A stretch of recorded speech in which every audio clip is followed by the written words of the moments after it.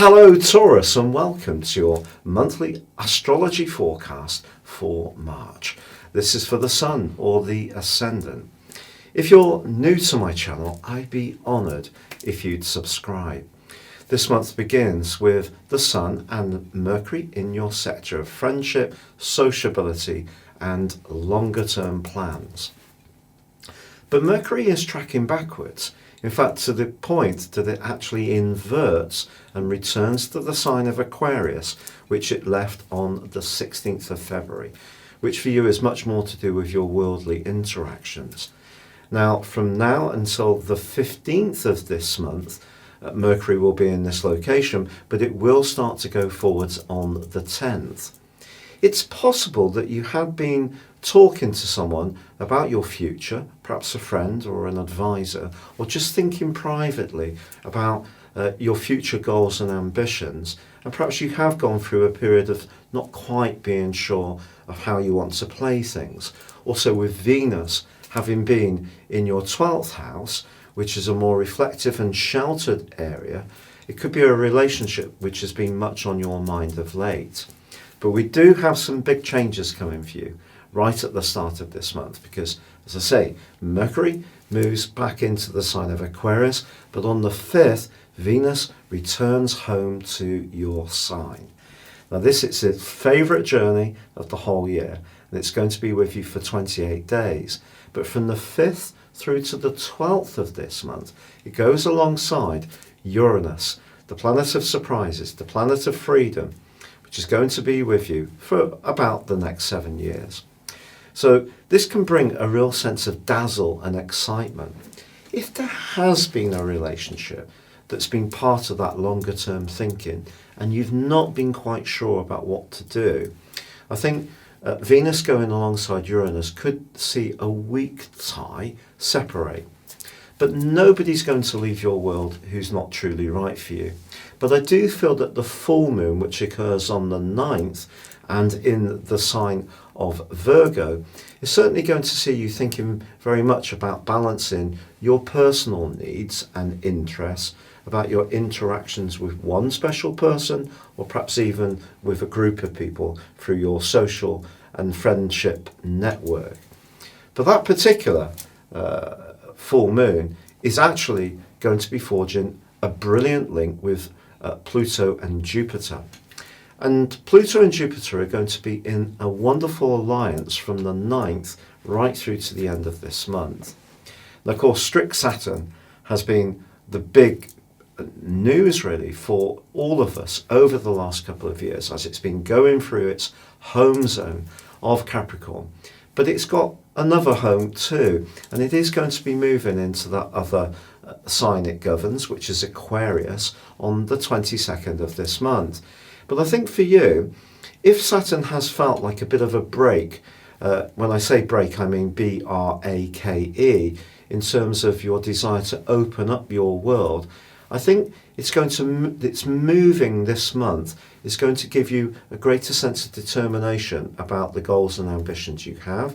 And Jupiter and Pluto collaborating on the back of that full moon is really going to liberate you for the rest of this month.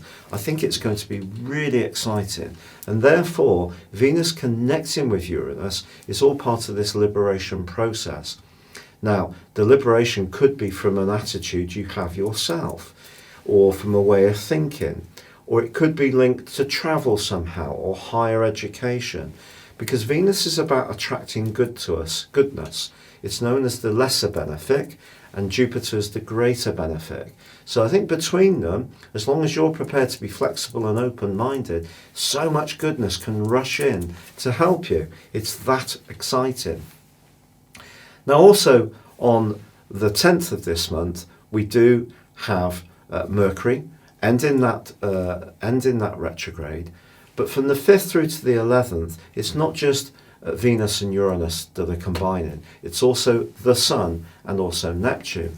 So when it comes to your friendships, or it comes to the things that inspire you, you can actually, during that period of days, this combination of these two conjunctions really hit top form. You can move very much into your power. So it's going to be a great time to really visualize what you would like to achieve.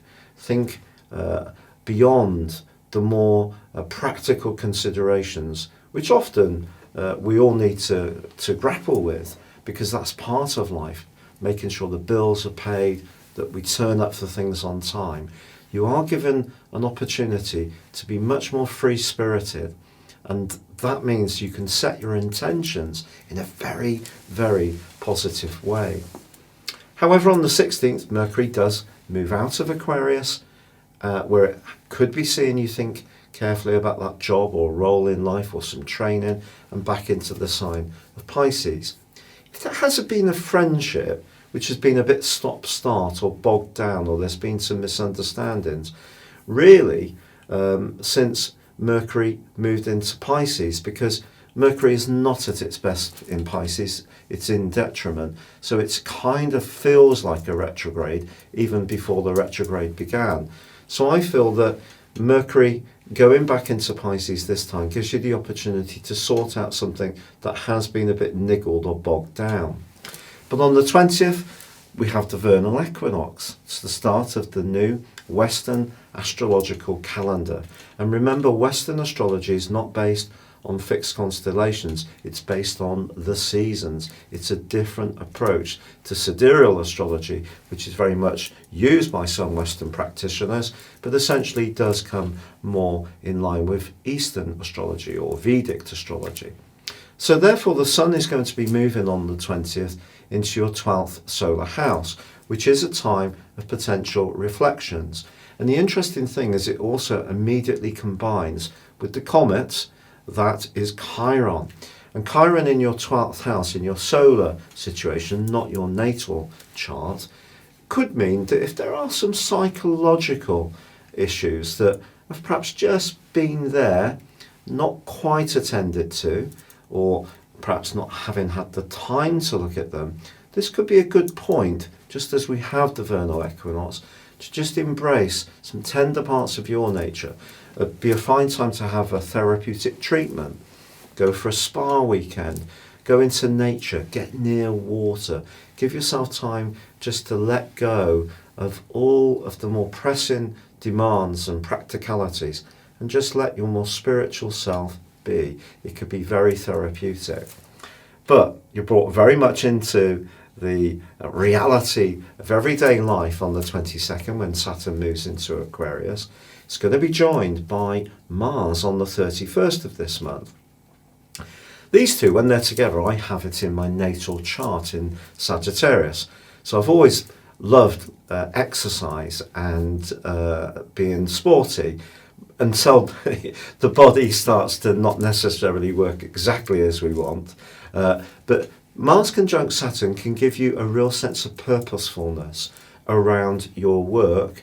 So if you're wanting to convert the idealism of earlier in the month to something more tangible later in the month, which gives you those practical rewards which you can really relate to as an earth sign and as a fixed quality, I think as this month comes to a close, you can show an awful lot of self-determination and single-mindedness.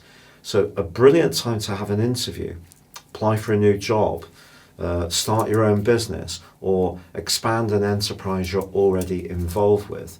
Now there is a new moon on the 24th, and this forges a semi-sextile with Uranus in your sign. Interesting. So you've got Uranus in your first house, your body, your need for individuality and freedom, in a helpful alliance with the Sun just before in the 12th. Something linked to your past could come into the present. It could be an old skill or talent that you're going to reshape in a new, much more inventive way that can pay off marvellously well for you. I definitely think it's worth grappling with. Also, Mercury is going to be forging a super link with Uranus in your sign. So that friendship, which may have been a little bit strained or a bit distant, or maybe that future plan you weren't sure about, suddenly comes sparkling to life. But I just feel that you will need to give yourself a little bit of time just to think and breathe, whether you're considering these big ambitions or you're linking with people in a more sociable or collaborative way. But certainly, this is a very exciting month, not least because Saturn's moved right forwards, it's moving out of Capricorn, and equally Jupiter collaborates with Pluto.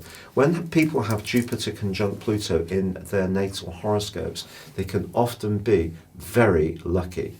I can't guarantee that you'll have absolute fortune this month, but I do feel that Venus combining with Uranus in your sign gives you a chance to really demonstrate your individuality and your authenticness, to not be fearful about giving yourself a makeover, of maybe being more daring around your love life, breaking away from a tie that's just not working for you anymore.